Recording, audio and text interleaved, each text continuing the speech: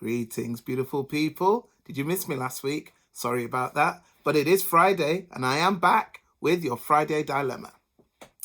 Once upon a time, there was a family traveling from the bride's village to the groom's village. They'd been walking for a long time. Everybody was very hot.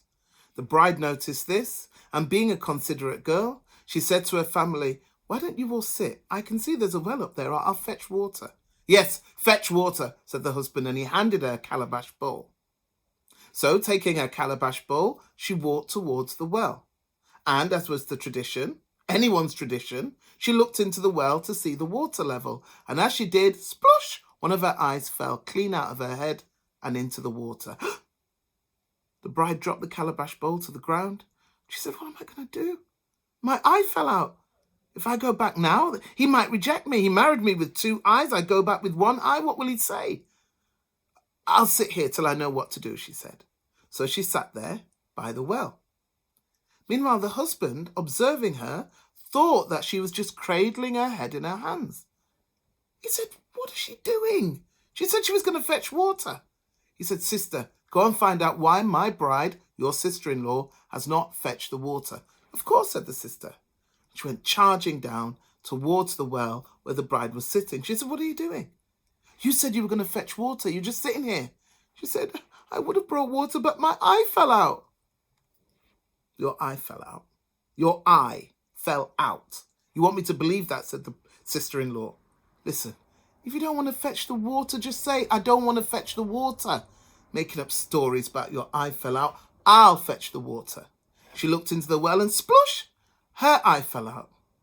And the sister, who was also the daughter, who was also the sister-in-law, spoke to the bride and said, "See what you mean. What shall we do?"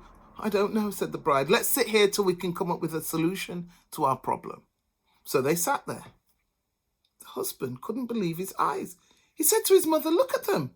They're just sitting there gossiping while you, mother, die of thirst." "Don't worry," said the mother. "I'll sort this." She jumped up and she went charging towards the 2 younger women. She said, "What are you doing? My son is dying of thirst. And you, bride, you're supposed to have fetched water. And you, sister, my daughter, was supposed to have fetched the water. But no, the 2 of you sit here gossiping." And they said, "We weren't gossiping. Our eyes fell out." "Your eyes fell out. I haven't got time for this nonsense," said the mother. "I wasn't born yesterday. When my mother was coming home from the market, my eye fell out.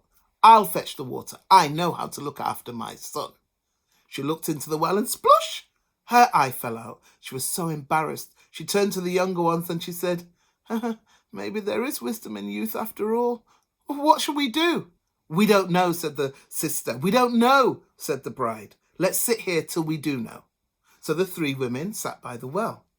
And the husband, the son, the brother, he was furious. He said, "Look at them. You put 3 women together and what happens? Gossip. They talk, they talk, they talk. They don't do anything." Which proves that if you want something to be done in this life, you have to do it yourself. And he went storming down towards the 3 women. The bride saw her husband coming and she said to her sister-in-law, "Speak to your brother." "Oh, no," she said to the mother. "Mother, speak to my brother, your son." No, said the old woman. "I can't cope with this. It's too stressful. How can I explain this?" By which time the husband had arrived. He said, "Look at you, the 3 of you. Enjoying yourself, are you, while a man dies of thirst? You, bride, very disappointing. You, sister, to be expected. But you, mother, you are supposed to care for me, to know my every need.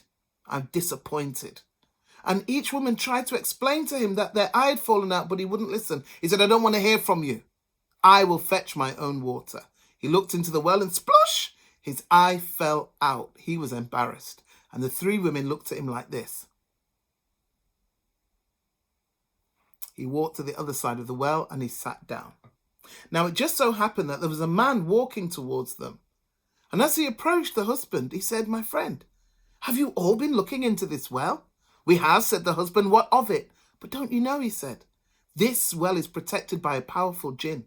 They say that he collects the eyes of those who wish to drink water from the well. He uses his powerful magic to draw the eyes out of their head.